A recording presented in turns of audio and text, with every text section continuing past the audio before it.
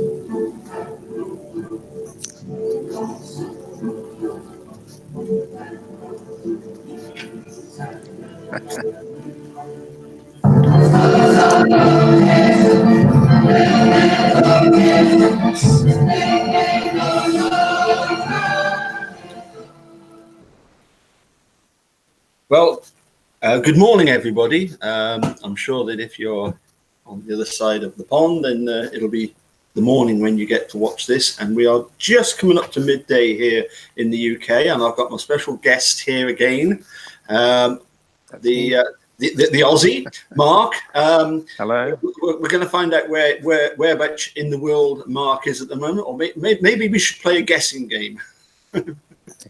Okay. Now, I'll go first. I think you could be in Transylvania. No. No. Can I have another go then? A second more obvious place would be London. No.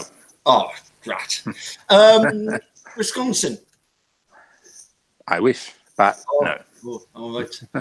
In that case, then, I would suggest you're somewhere near Sydney, in New South Wales.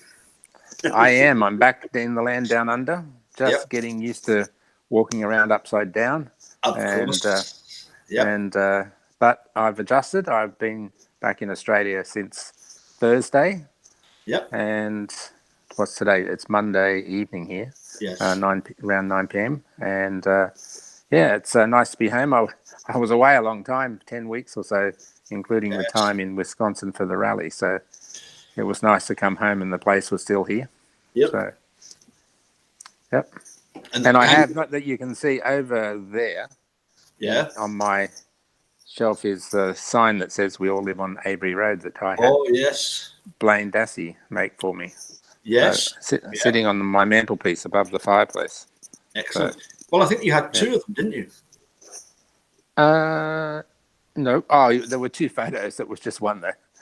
Was there? Right. Just the one sign. All right. And I also have, just out of interest, arrived today, was my car magnets. Yes. So I'll put them on the vehicle tomorrow sometime. Excellent. Take a few photographs, and if you want, you could send them to me. I'll put them into a video form, set some music to it, and send them back to you. Okay. Yeah, because now I'm all high tech. I know exactly how to do that sort of thing. Oh, you're a wizard, Paul. Yes. Well, actually, obviously, yes. I mean, I went to Hogwarts, but no, that bit of music was the iconic bit of music that I used in a video that I put together entitled Worst of Making a Murderer, Worst of Wisconsin. Did you recognize that piece of music? I recognize it. I certainly don't know who the composer is, Right. but I certainly recognize the music is a very famous piece of music. Yes. So, yeah. Okay. So it was Carmina Burana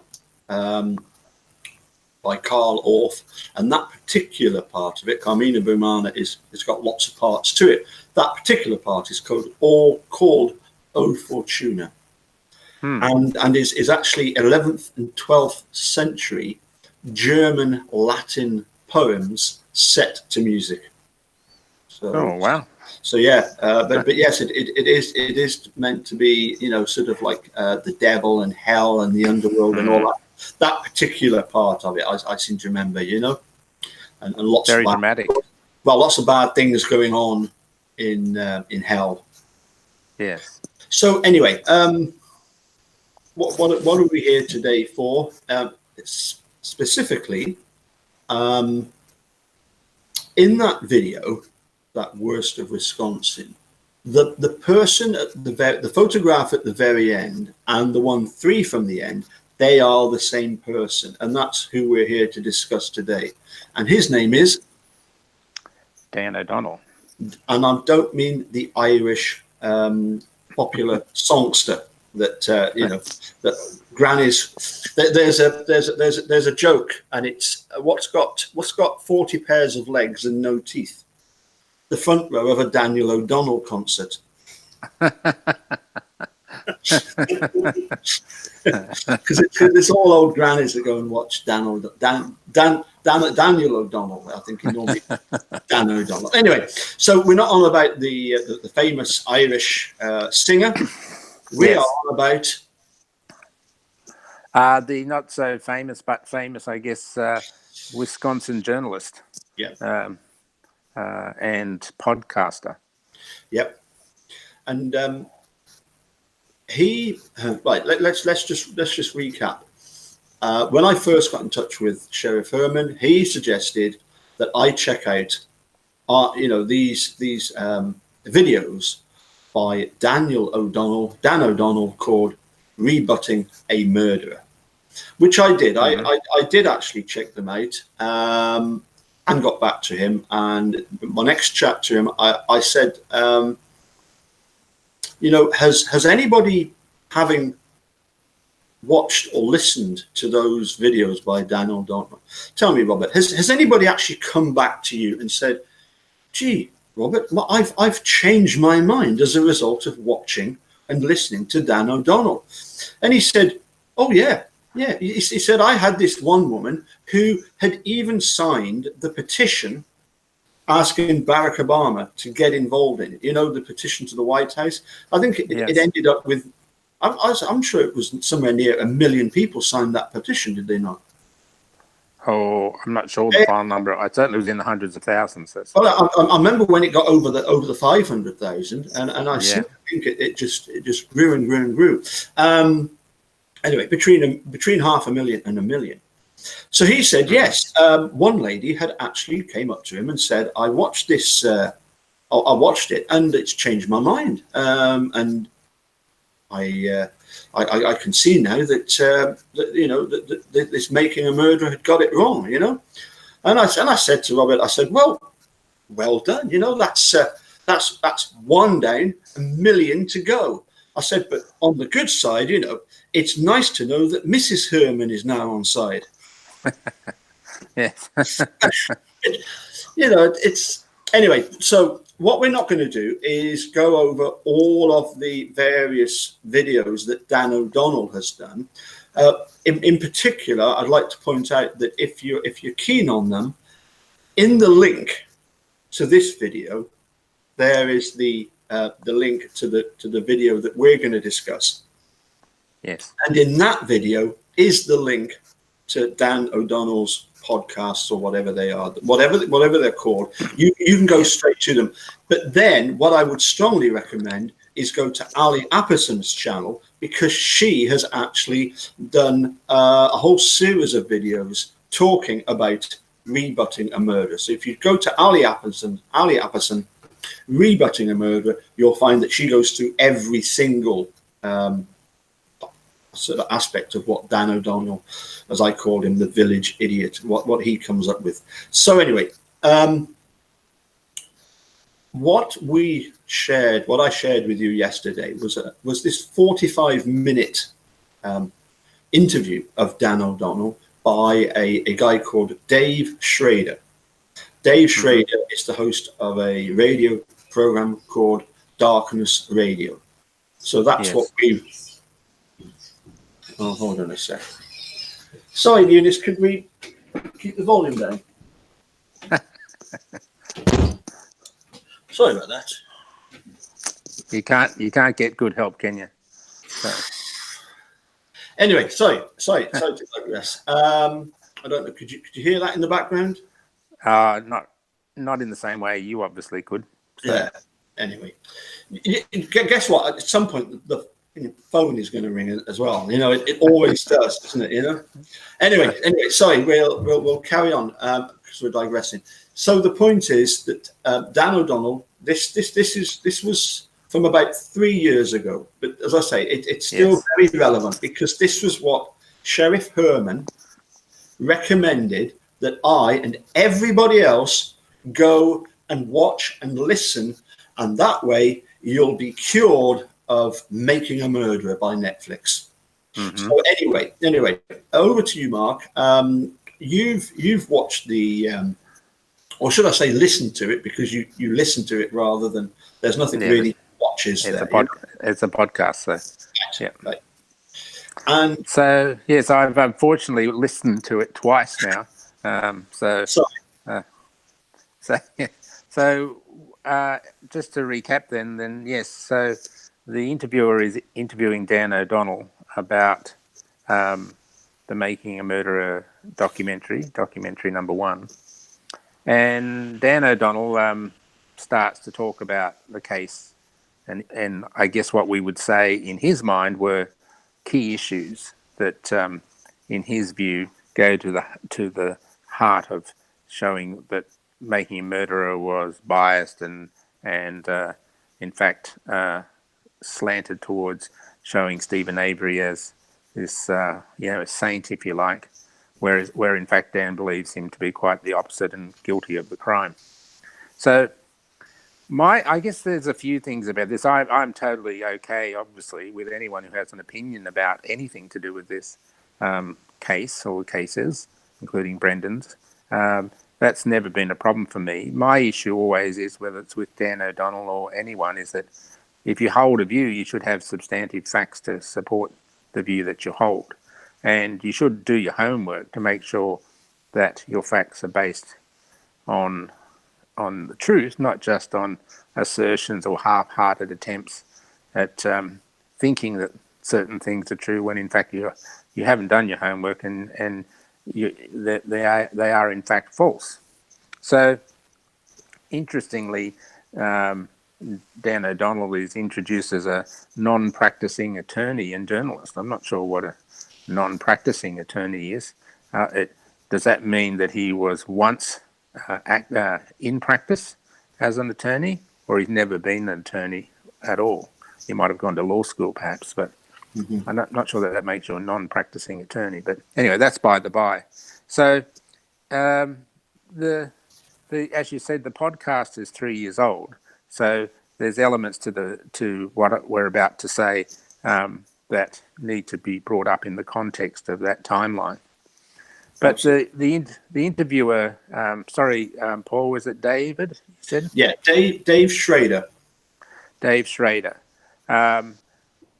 Backgrounds Dan's view about things, and basically puts to Dan that whether he thought there were any shenanigans going on in Stephen's first case, that is the 1985 Penny Bernstein case, and whether he thought there was any shenanigans that had gone on in that particular case.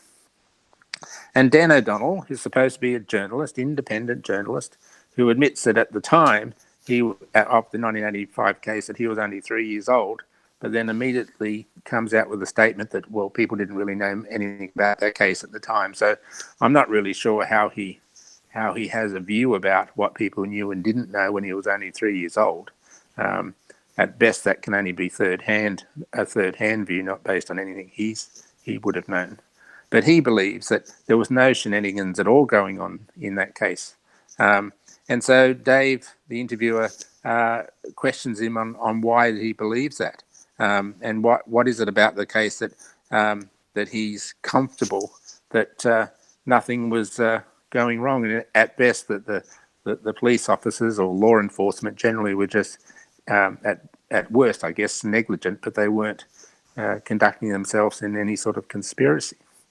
Well, when he gives his explanation, Dan talks about things like, well, in the lineup of the mugshots of Stephen Avery that Penny Bernstein picked out, that it was Stephen's mugshot and Gregory Allen's mugshot, which wasn't in the lineup, by the way, wasn't actually in the array of photos that Penny Bernstein picked from, but it posed to the event that those two people looked alike. That's what Dan O'Donnell says. Well, they did look alike in some features, but Gregory Allen has got to be at least 6'4" or 6'5".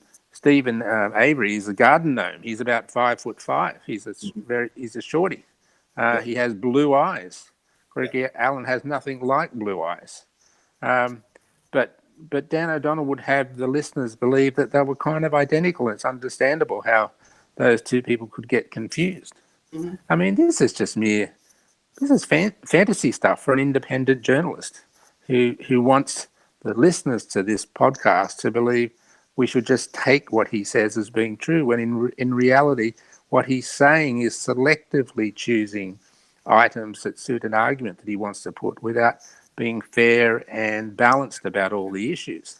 Mm-hmm. He also goes on to talk about, as I said, the different eye colours, but also that, sorry, I'm just looking at my notes here, as you can see, that he doesn't mention at all in terms of justifying his view, that is, Dan O'Donnell justifying his view that there were no shenanigans. He doesn't mention at all anything about the phone call from Brown County to Andy Colburn in Manitowoc County Jail about the possibility that they've got the wrong person in jail. He doesn't mention that at all as a piece of fact that would attribute to shenanigans going on, and the fact that Andy Colburn didn't write a report on that at all until the day after Stephen Avery was released.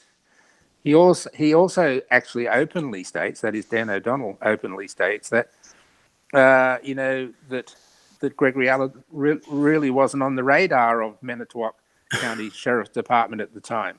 That was probably and that perhaps Manitowoc should have had him on the radar. Well, again, that's just out and out rubbish.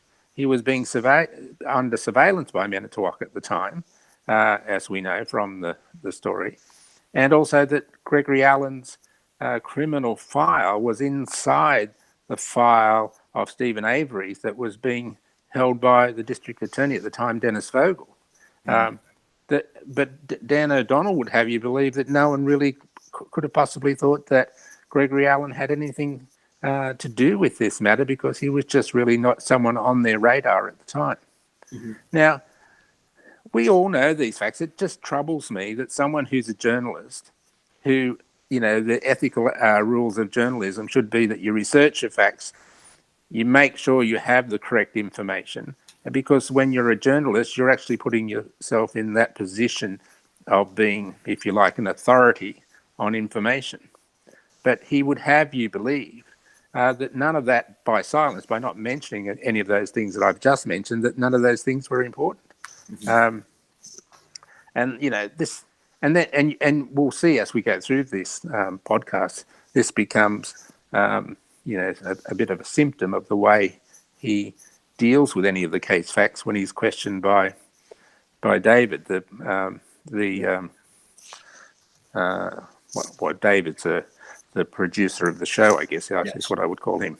Yeah, I mean, I like Dave Schrader. I thought he was very fair.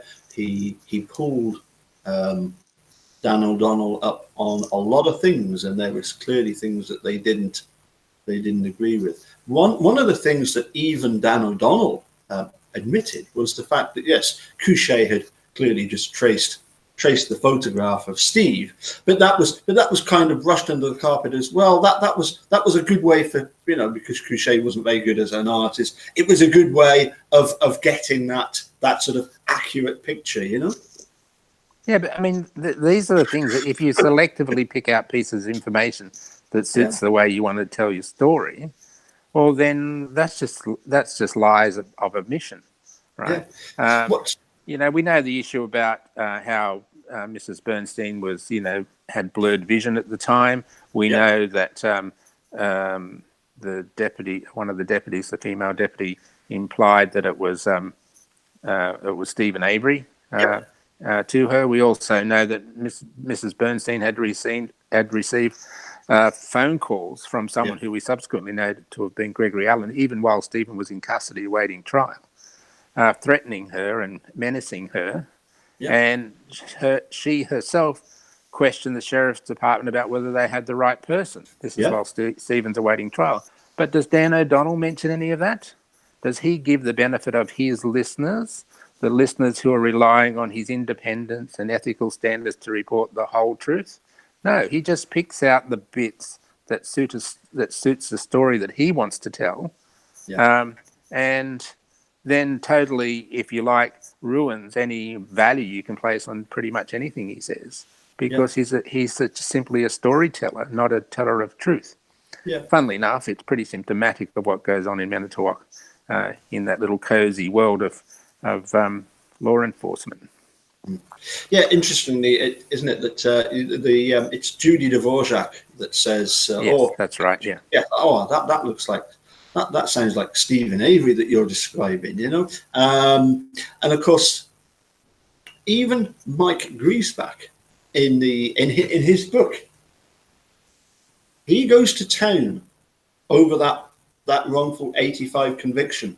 Even Mike Griesbach, who was actually the elected district attorney of Manitowoc County, he won the election and then decided he didn't want to take that responsibility, so he let Mark Rohert become the district attorney. He remained an assistant district attorney. Even Mike Griesbach points out the wonkiness, to use the technical term, of that 85 case. And if you remember, it was a detective with or an officer with the police department. Was it Bergner?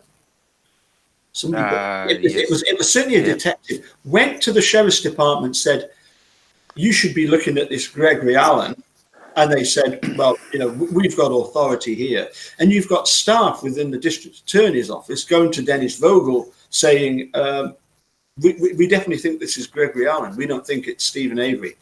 Completely ignored. And yet Dan O'Donnell will quite happily spew his village idiot lies that there was no shenanigans. I like the word shenanigans, but I believe that's a Scottish word. I'm totally, that's what I said at the start of this, presentation we're doing here, is that I'm totally okay with listening and giving airtime to anyone's view about matters, whether they're the same as mine or not, is totally irrelevant. And it's good to have different views, but you've got to have it. They have to be substantiated. And substantiation isn't about selectively picking out things and saying that represents the totality of your characterization of Stephen Avery, or the events that surrounded the Penny Bernstein case. And Dan O'Donnell does it again in this interview. He talks about a few other things because Dave asked him, well, if we put aside some of those things, what are the main issues that cause you to feel that there were no shenanigans going on and leading up to the Teresa Hallbark case? And some of the things he mentions, which is always a convenient thing to mention, he mentions the story about the cat, and Stephen was quite properly prosecuted for that matter. Forget about all the facts of what happened to the cat. No one's trying to justify that behaviour, but he wants to characterise Stephen because of that event when he was 22 years old. That means that he's a murderer and a rapist. Whatever number of years later, some 20 odd years after that.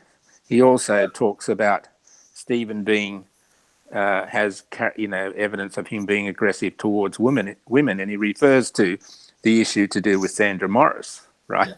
And we know the story about the issue to do with Sandra Morris, but Dan O'Donnell doesn't bother to understand the facts. He says, well, when Sandra Morris used to go past the salvage yard, Stephen Avery would come out and do his thing out on the highway, right? Well, exactly. I mean, really, Stephen Avery wasn't even living on the salvage yard at the time. He'd have to run, nearly a half a mile from his trailer, if he was, to go out to Highway 147. That'd be a pretty clever anticipation of someone driving past and do his thing, etc. Well, the fact that he doesn't even understand the clear facts of what was going on there then at the time, and it had nothing to do with the salvage yard, and in fact it had to do with the fact that Sandra was spreading rumours about him.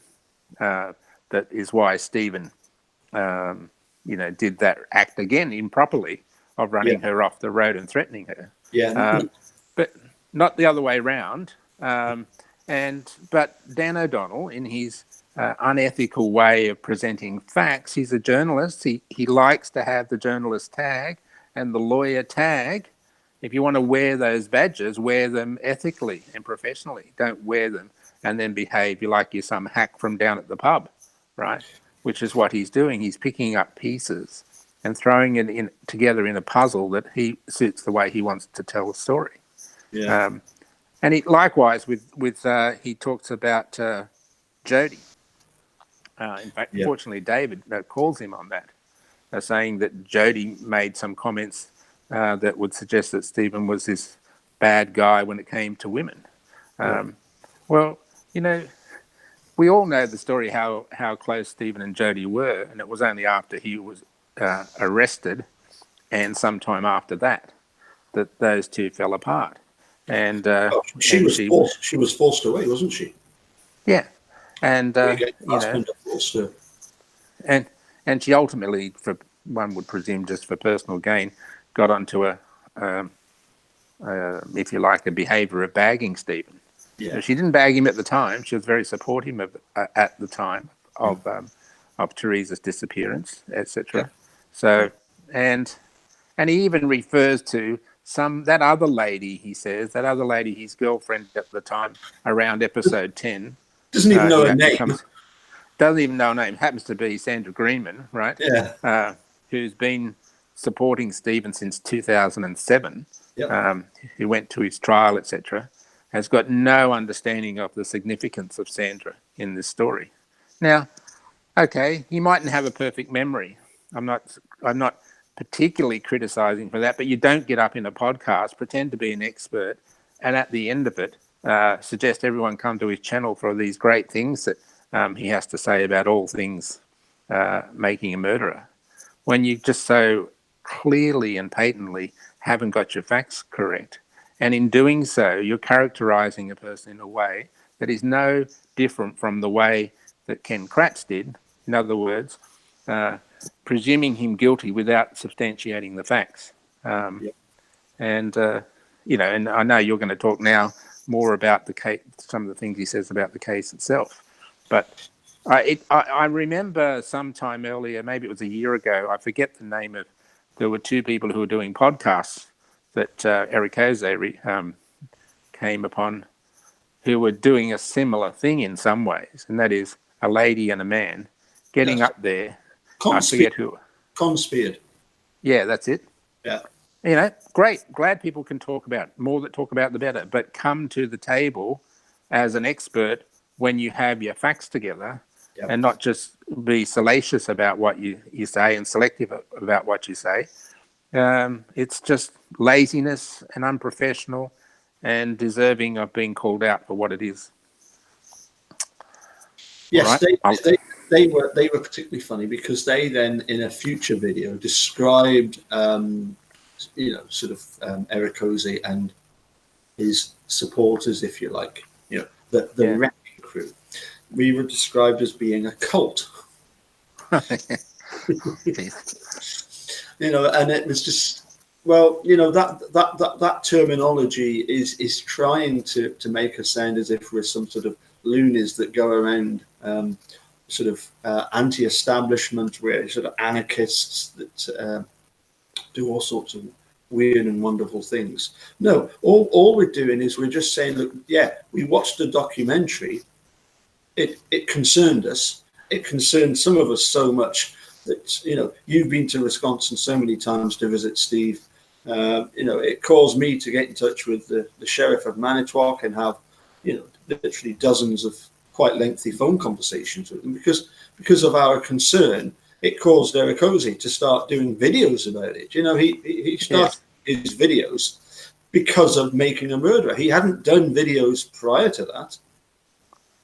Yes, we're not lunatics. We're all rational, everyday, normal folk who've got no skin in the game other than the desire to have truth unfold. Right? Exactly. And so, the very obvious question asks, well, why are we so certain of Stephen and Brendan's innocent? Is it just because we're a cult and we're lunatics? Really? Come on, just think about it. Plus, there are millions of us in reality yes, who feel the same way. So, I mean, how many people come out openly and identify in an identifiable way and talk in the volumes and the way that we do about Stephen's guilt, right? I mean, sure, there are people who believe he's guilty and we accept that. But the number who publicly come out and say that compared to those who publicly come out and question not just that he's innocent, but the way in which he was found guilty, which is probably really makes this a more focused issue. It wasn't just bad luck that he was found guilty. That wasn't just bad luck. This was a deliberate attempt to find him guilty. So anyway, look, I guess I'm labouring a bit there, but what I'm saying is that different opinions are fine. We like that. And, I've never yet been able to engage a so-called guilter in a conversation, ask them to tell me what it is about the matter that convinces you beyond doubt that he's guilty. They don't engage. And the reason is that they haven't got the depth of knowledge, or there is none defined, to substantiate their arguments about their guilt. Indeed. Yes, they then move on to the second case, and Dave Schrader particularly is flabbergasted at the fact that the Manitowoc Sheriff's Department were there investigating the case. And so Dan O'Donnell points out, oh, well, but they had Andrew Kucharski, not Dan Kucharski, it's now Andrew Kucharski, to watch over it. So everything's fine. No, Dan O'Donnell. That was the one and only time that you've ever had one sheriff department basically chaperoning, being babysitters for another sheriff's department and allowing them a week to do what the hell they wanted. Go where they wanted, look for what they wanted, and magically find what they wanted. Obviously, the key. And he gives no explanation as to why, when he's called out about it, why was there none of Teresa's DNA on it? And again, you pointed this out just before we came on air, the fact that he deflects to other. When he's called out about something and asked about something specifically, he then goes on about something else. He completely deflects and fails to even attempt to answer the awkward questions. Yes, and David asked him the question, or points out that the famous key on the lanyard, right? Yes. That as we know only has Stephen's DNA on nobody else's. Sparkling clean key, right? He points out that others have noticed that on other pictures of Teresa holding her keys, there are multiple keys on her keyring, not just the one. How is it that that could be the case? And Dan O'Donnell initially says, well, this is obviously a spare key, and I'll come back to that point in a moment. And and then goes on later to say, well, I'm not that sure about that issue about multiple keys. Her hand's slightly obscuring it. I'm not convinced there's more than one key. Well, it's clearly obvious that there is more than one key on it. But if you go back to what his own statement that it's a spare key, now, who on earth carries, probably some people do, carries their spare keys around with them along with their original keys?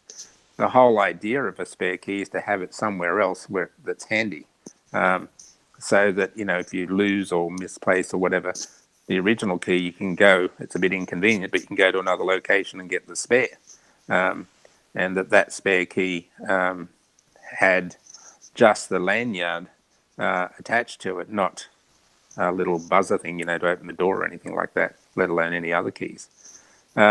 And so then you beg the question, well, if you accept that it's a spare key, and if you accept that she wouldn't have the spare key in a pocket, because how else would have Stephen allegedly got it unless he got it off her? No one's suggesting that he went to her house to get it, right? Or some other place to get it.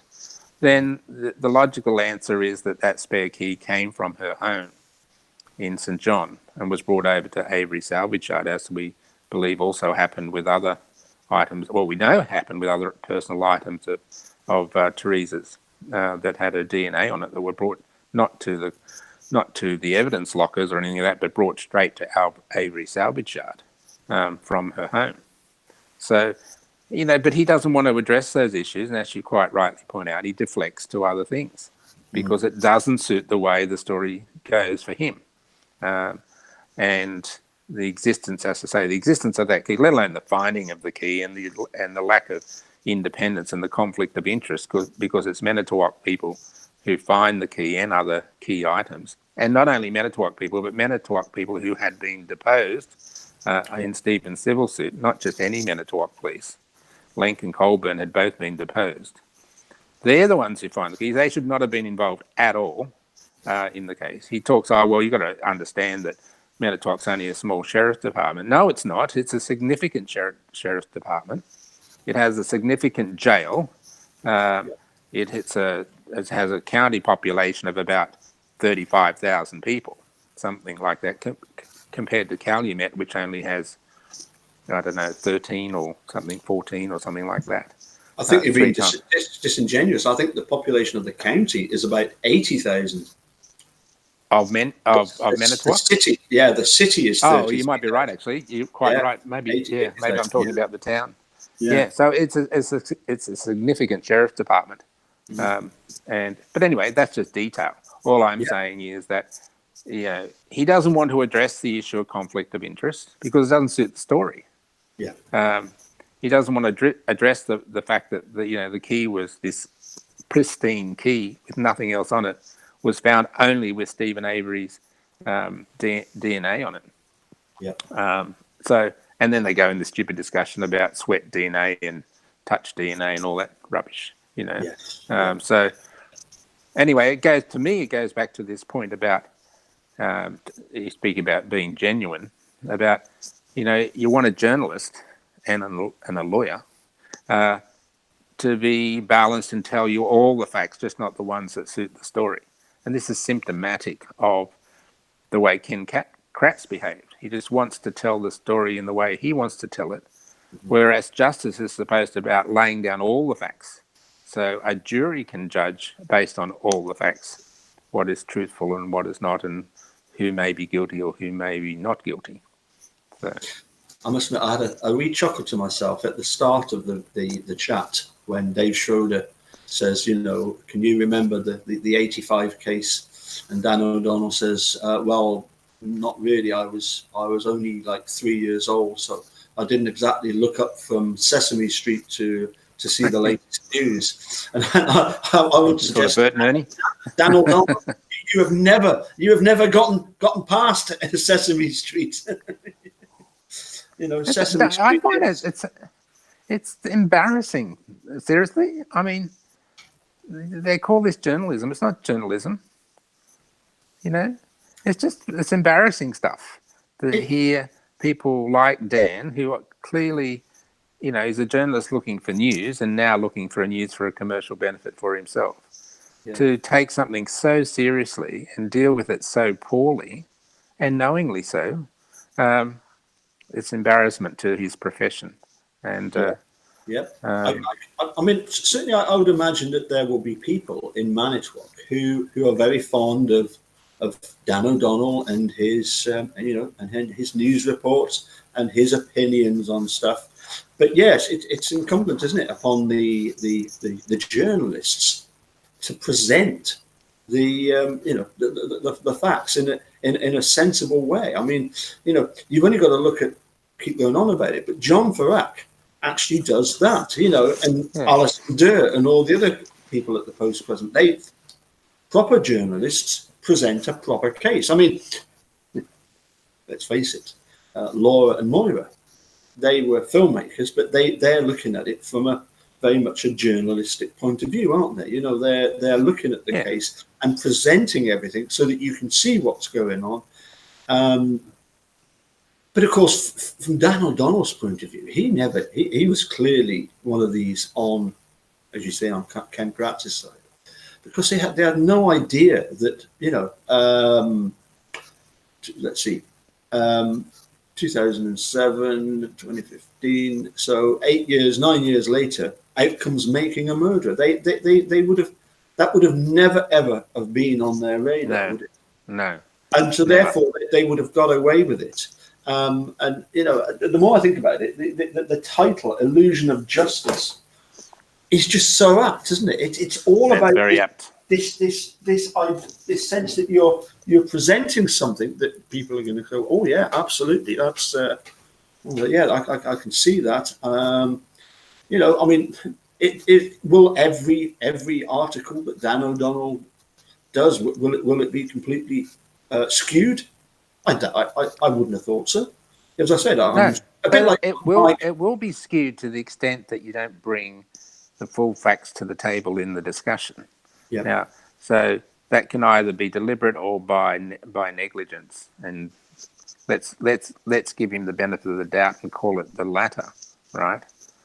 But either way is inexcusable. If you're going to wear the mantle of being a journalist or a lawyer, you're obliged ethically and in code of conduct to present all the information so that the listener or the viewer, or in the case of a court, a jury, can judge everything on the balance of everything, not just on the way in which you want to tell a story. Mm-hmm.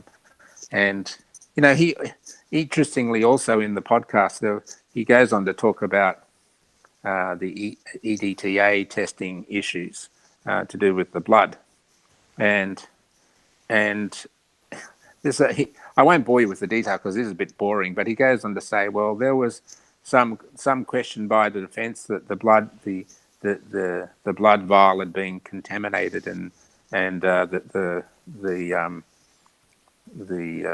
testing laboratory had done something wrong, and he's mixing up the issue of the blood in the tube compared to the DNA protocol. Yeah, exactly. He got those two stories mixed up, which is a little odd. Again, if you're going to do something in an authoritative way, you make sure you get that right. And also the David, the interviewer, says, well, let's put aside the issue of, as Kratz himself said, let's put aside the issue, even if the key was planted and blah blah blah blah blah blah blah.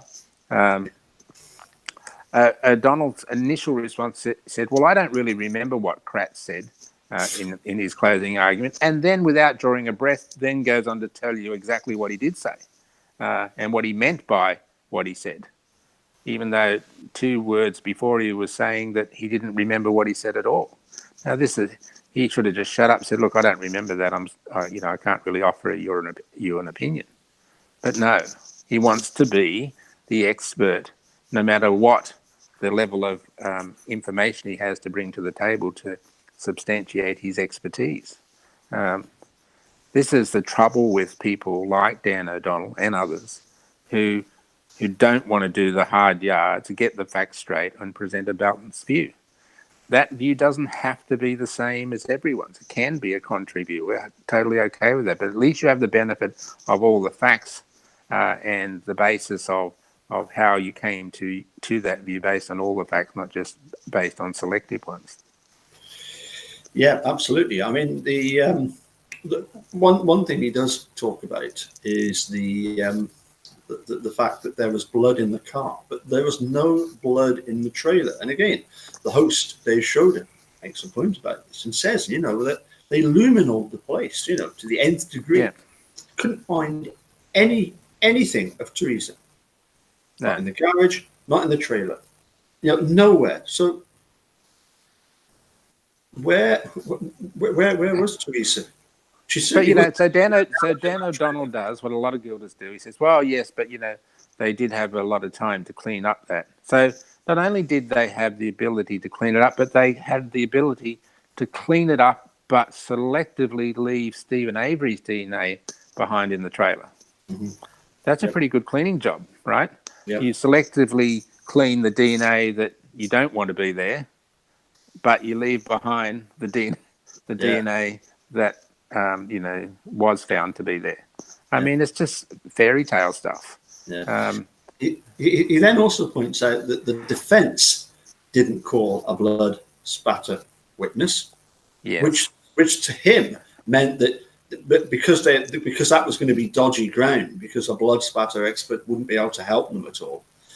Well, no, Nick Stalker, in fact, he was asked not only about the blood in the RAV4 and could it have been applied by somebody's finger. Well, yes, of course, the blood could have been applied by somebody's finger. It could be applied with some sort of Q-tip, all that kind of stuff. But if you remember, what's interesting about the testimony of Nick Stalker is that it's Dean Strand that actually does a pretty good job. And he says, well, did anybody check to see if there had been any attempts at cleaning up? And they said, well, yes, we did look for evidence of things being cleaned up. So therefore, how come there was only blood in 6 selective places? Yeah. There could have been blood in other places, and yet they didn't need an expert to testify to that, because the prosecution witness has already done that for them. So I thought that was a very, very strange thing to call up the blood spatter. But what I found really strange was this idea that, well, if Colburn had found the car, how would he have got the key to Lenk for Lenk to plant it? They work for the same sheriff's department. They're best of buddies.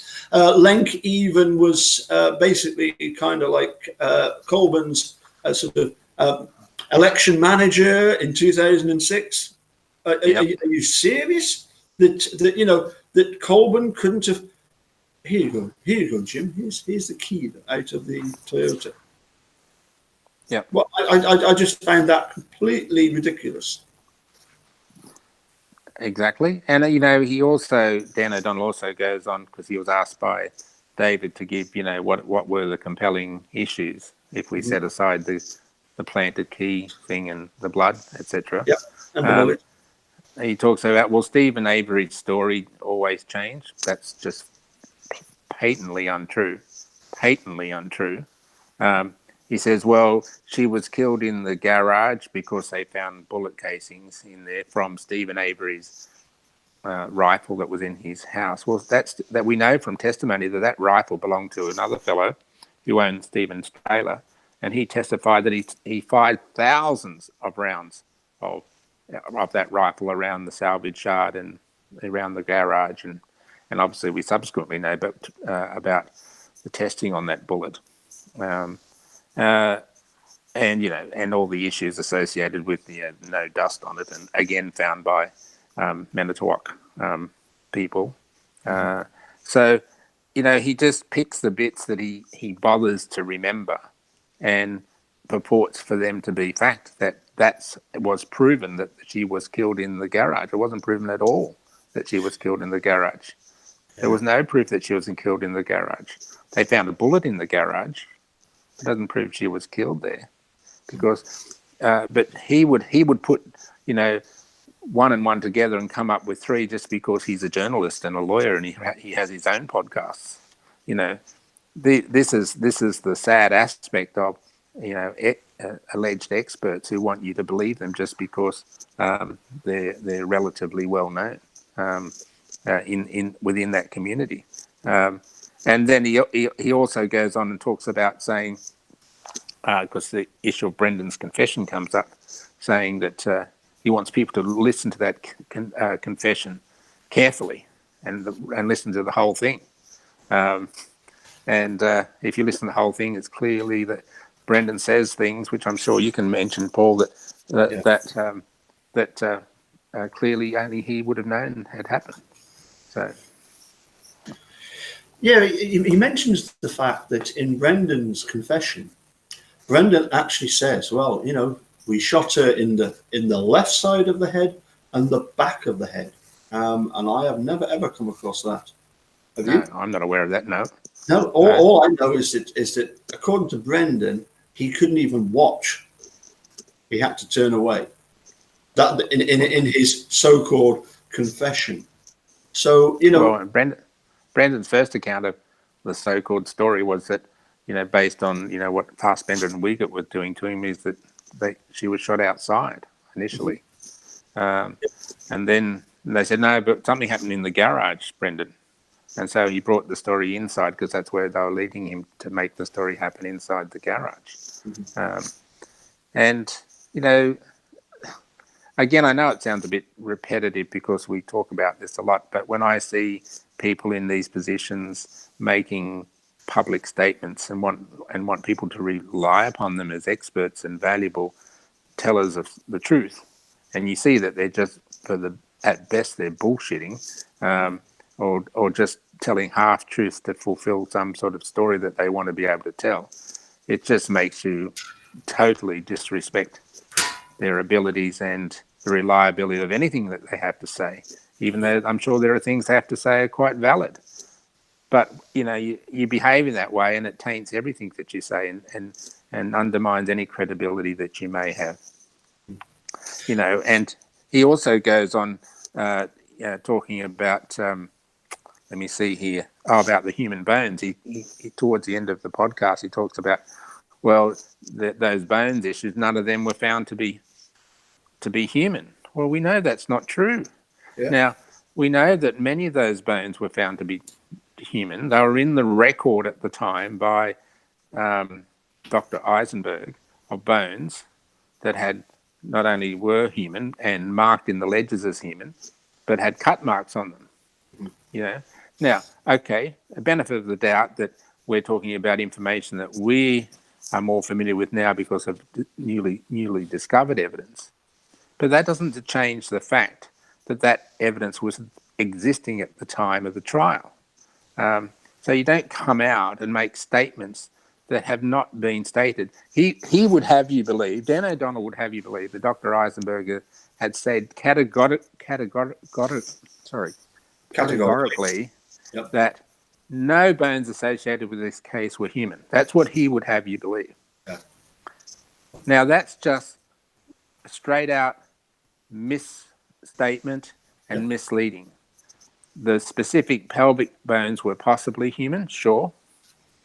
But Dr. Eisenberg had already documented on the record that the state chose not to bring forward as evidence. They had already documented on the record that there were many other piles of bones that were human. The ledgers showed that they were human and that they had cut marks on them. So, these issues, when you take a piece of information and convert it into a lie, either by intent or by ignorance, that's the same thing as far as I'm concerned when you're a professional person. If you're a professional person and you, through ignorance, tell a false piece of information, that's as good as telling a lie. Otherwise, you shouldn't pretend to be a professional person. You can just tend to be any old Joe Blow out there in social media world having an opinion. That you're a podcaster, you're a journalist, you're a lawyer, albeit not practicing, and you make statements that are half truths, then you're lying, because it's your duty of care to be thorough and to be certain about the facts that you pass over to others. Yeah. I mean, obviously, we've got the benefit now of 3 years of looking at this case. Yes. Certainly since Dan O'Donnell did his rebutting a murder. And it was something that your fellow countryman, Dr. Siltman, said to me, that the fellow from Adelaide, and he said that, I reckon that the handing over of that bullet to Kathleen Zellner for testing is going to be the one thing that they're going to regret most of all in this case, because of the lack of any bone in it and the fact that there's wood in it. And not only wood, there's wax on it, there's fibres on it, right? Fibres that clearly come from some sort of applicator, and the way it's laid, right? You can see that they've been applied, right? But the state, wouldn't it have been good? I mean, that piece of evidence was planted. There's no question about it. So it's not like they suddenly found this bullet and just got it wrong, right? It was a planted piece of evidence. So it was always going to be capable of being unravelled. So we can't even give the state the benefit of the doubt that they didn't do a thorough enough investigation on their own to determine that bullet may not be the right bullet. We can't even give them that benefit because we know it was planted. And they wouldn't have wanted to examine a bullet that was planted, right? In fact, they were doing everything they could to make it more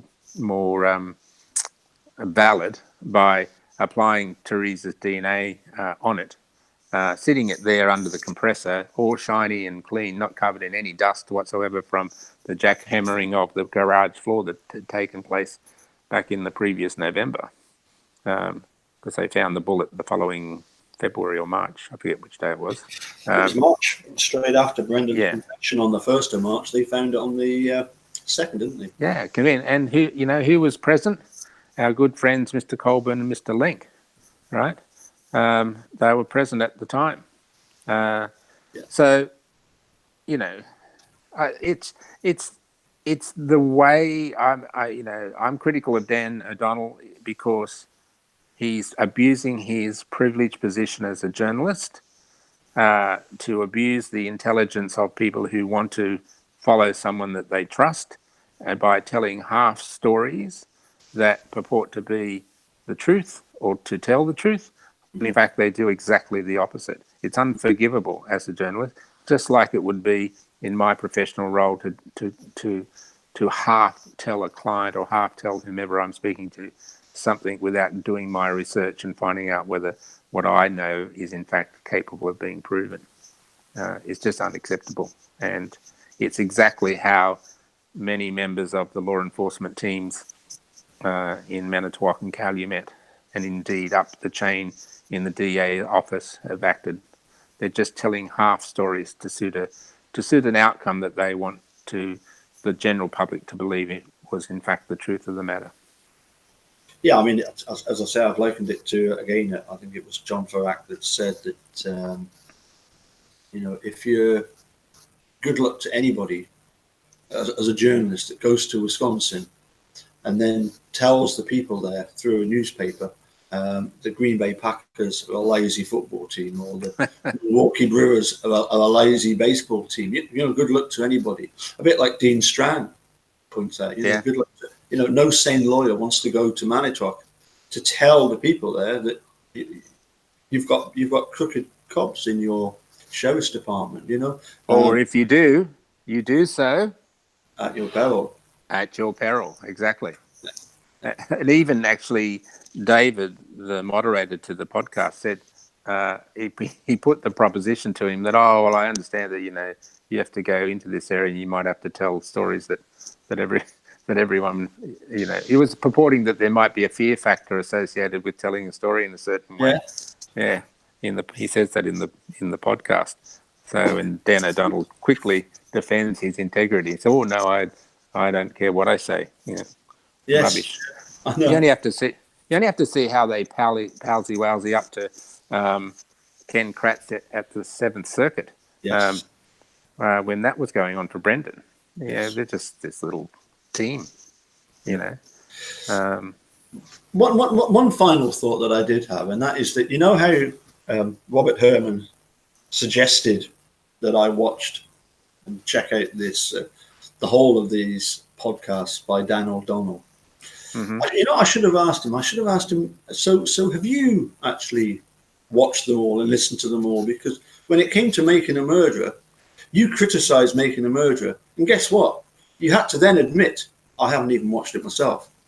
Yeah, And exactly. it just shows the way that these people in authority or that are in positions of a certain amount of respect will just say whatever they want.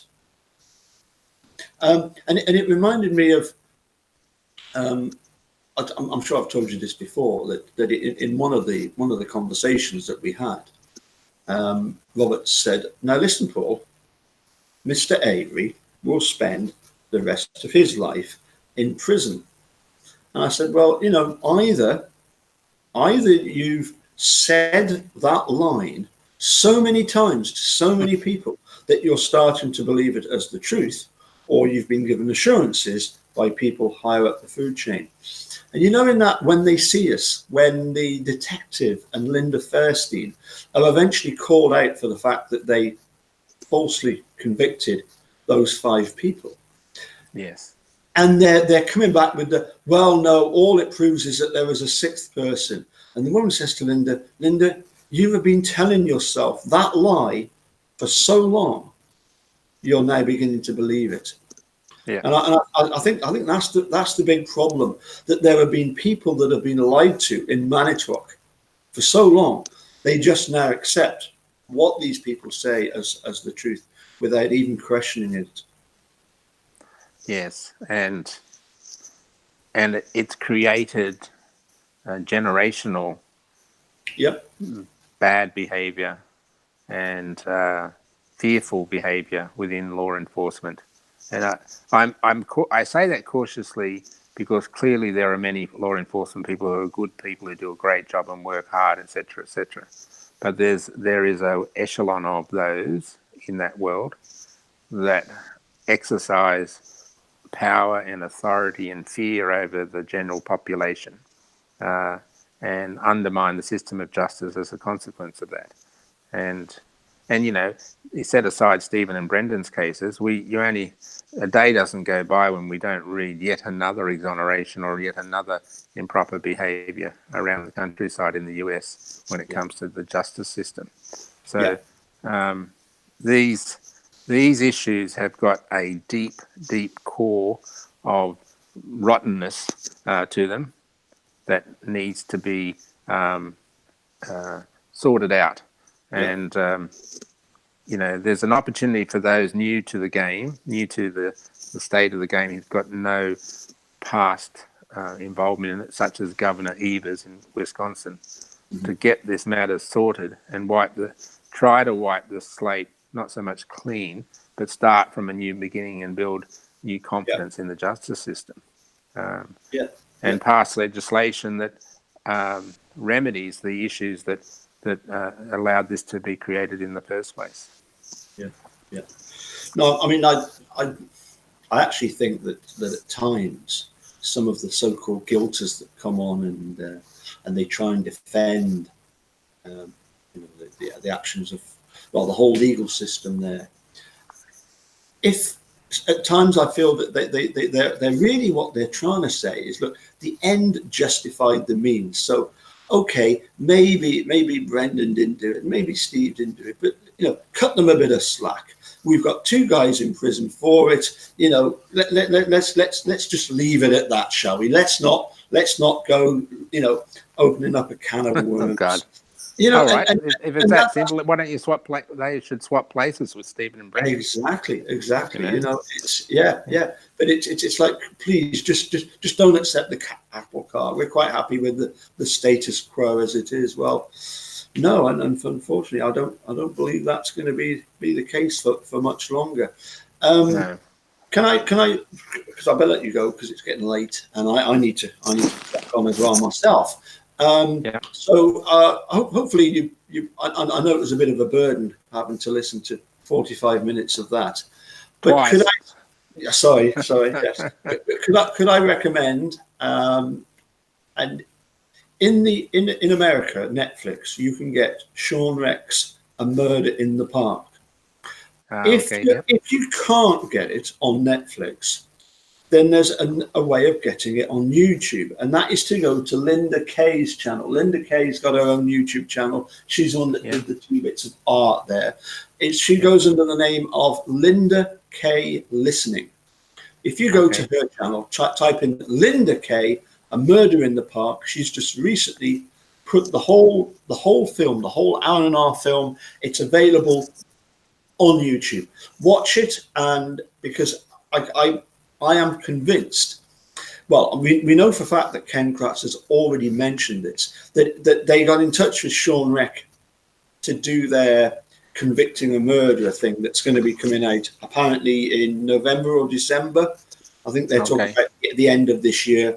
I am convinced that we are going to be hearing a little bit more, possibly a lot more, about this Murder in the Park. So I would suggest to anybody that hasn't watched it already to do so. And maybe once you've had a chance to watch it, maybe we could get together and do another little chat about things.